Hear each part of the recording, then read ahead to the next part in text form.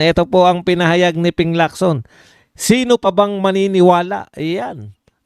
Ito po ay sinabi niya po kay BBM, no? Sino pa bang maniniwala? Ayan. Maraming pangako na napako. Okay, ito po ay tungkol po sa angal ni malamang napapahiya na rin to si Lacson dahil panay suporta niya rito sa administrasyon na to eh. Yung pride niya po na sinusuportahan niya si BBM pero ganun pa rin, wala pa rin pong walang talab yung kanyang pagsuporta dahil hindi nakakagampan itong kanyang sinusuportahan sa dapat gampanan, no? Okay, tuloy po natin ang pagbabasa ng sinasabi nito ni Ping Lacson. Sino pa bang maniniwala? Maraming pangako na napako. Alam mo, Senator Lacson, matagal na kaming mga Duterte supporters, lalong-lalo na rito sa kulto ni Digong. Matagal na kaming hindi naniniwala, no? Matagal na naming alam na lahat ng mga pronouncement, lahat ng mga ginagawa ay palabas lamang. Yan yung sinasabi ni BP Sara, ni Pulong, ni Baste, ng mga Duterte, no? Panay palabas lang po yan. Wala po tayong inaasahan na dyan, no? Buhat po ng pinakulong nila si Tatay Digong, talagang at saka buhat nung nagkahiwalay na po yung unit team, panay palabas na lang po ang nagaganap po dyan, no? Okay. Ikaw pala, Ping Lacson, umaasa pa rin. Kasi kami alam na namin na lahat na po yan ay pambubudol lamang. Pawang pambubudol lamang. Tuloy po natin yung sinasabi ni Lacson.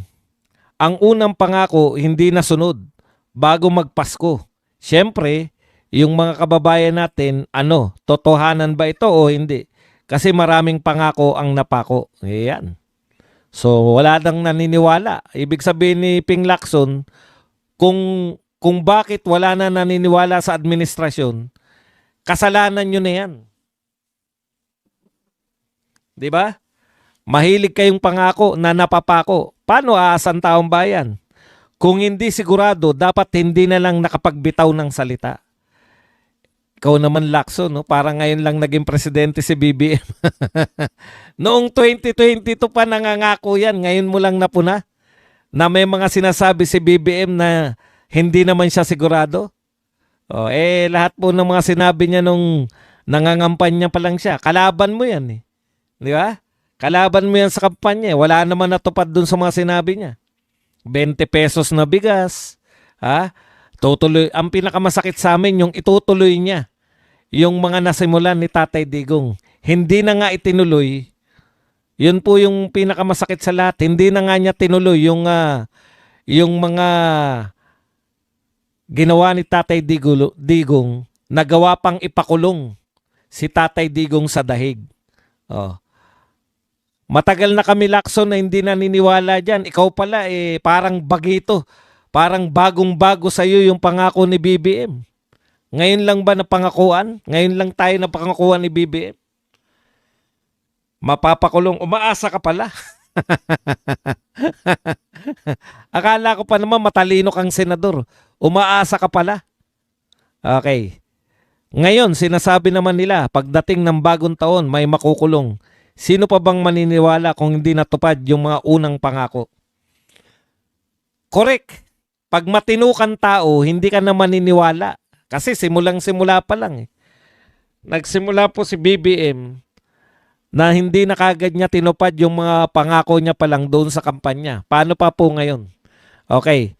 Pero Ping Lacson, yan din ang pinoproblema namin sa'yo. Ito naman bakit bakit mo pinupuna lang si BBM samantalang may malaki kang papel? Kung totoong ikaw ay anti-corruption, Lacson. Excuse me po. Kung totoo na ikaw ay gusto mong matigil ang korupsyon sa Pilipinas, marami kang magagawa.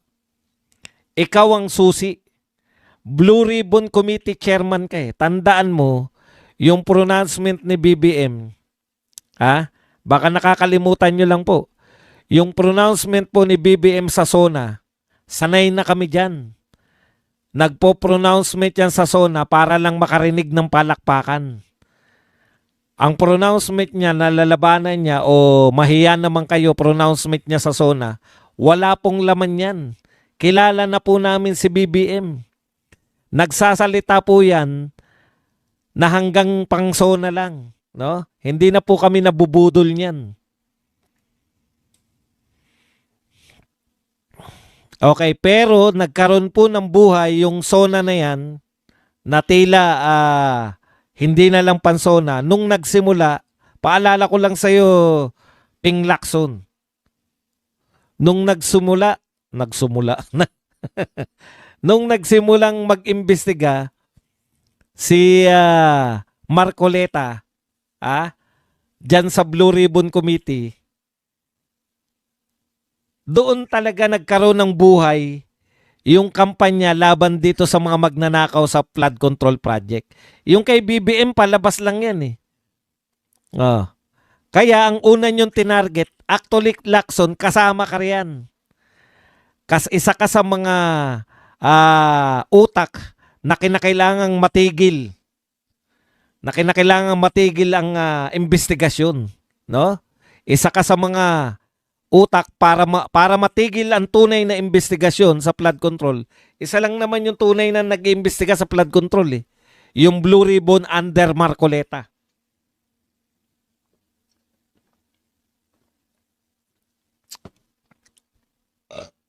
Excuse me po. Yung Blue Ribbon ni Marcoleta, totoong nag-iimbestiga. Yung Blue Ribbon ni Marcoleta, totoong gustong malaman kung sino yung mastermind.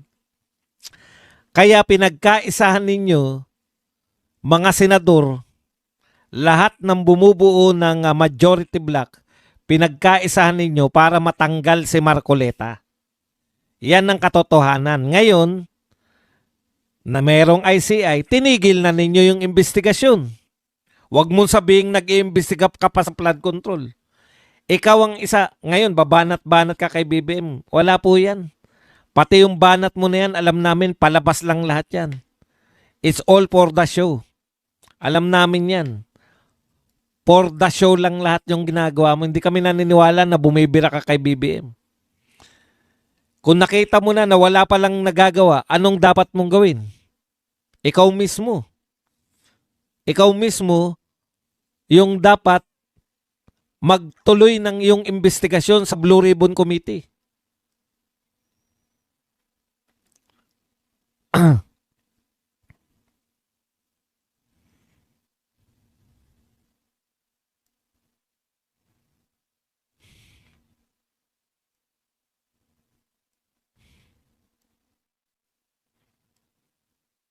Okay, punta na po tayo rito sa iba pang balita. Kaya yung mga action mo na yan, Lacson, basang-basa na namin yan. May bala ka na naman ba tumakbo sa 2028? Maawa ka na. Nakailan talo ka na. Suko ka na. Mamahinga ka na sa pagtakbo. Sa bagay, hindi mo mapipigilan yung mga yan, di ba? Ang sarap kayang tumakbo. Masarap tumakbo bilang presidente kahit talo. Okay na okay. Bahala na kayo kung ano yung okay na okay. Basta sinabi ko lang, yung mga takbo ng takbo kahit talo. Pucha, alam nyo na kung bakit. Okay, punta na po tayo rito sa ano. Mag-likes po tayo mga kapatid yung mga nanonood ngayon. Okay, punta na po tayo rito sa iba pang balita.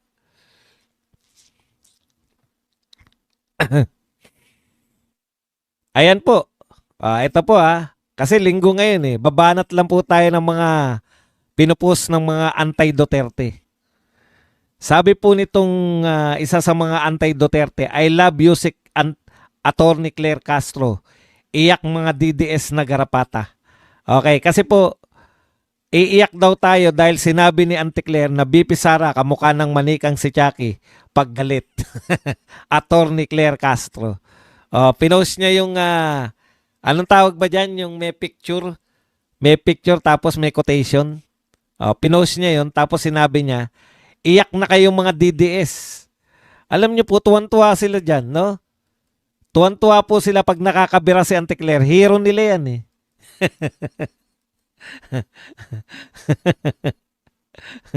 Hero nyo ba si Auntie Claire? Alam nyo po, naaawa ko sa mga bayarang troll. Hirap na hirap kayong bumira kay BP Sara. Teka lang pala, hindi nyo ba napunan wala nang bumibira kay BP Sara kay Madriaga? Wala na, no? Tumahimik sila bigla kay Madriaga, no? Pina-stop sila.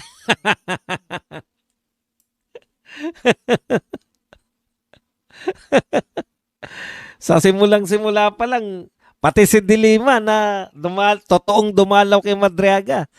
Tigil na sa kababanan kay BP Sara tungkol kay Madriaga. Nakakaawa ang putya.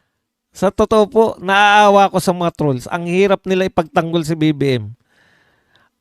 Naaawa ko sa mga trolls sa pilit na pilit nilang paninira sa mga Duterte. Ano po yung pinalalaganap nila ngayong paninira? Yung DPWH leaks. Alam po natin yung DPWH leaks.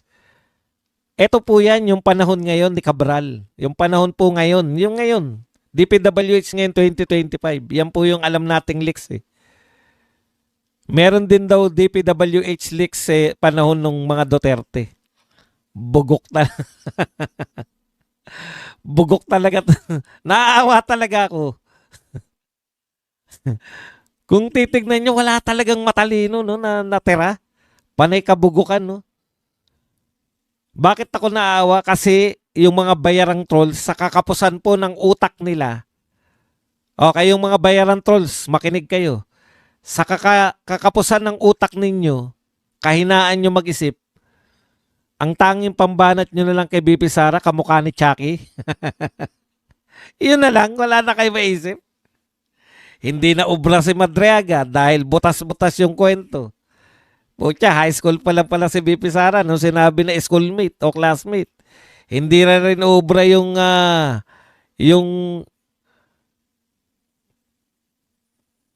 ano na nga yung panda yun?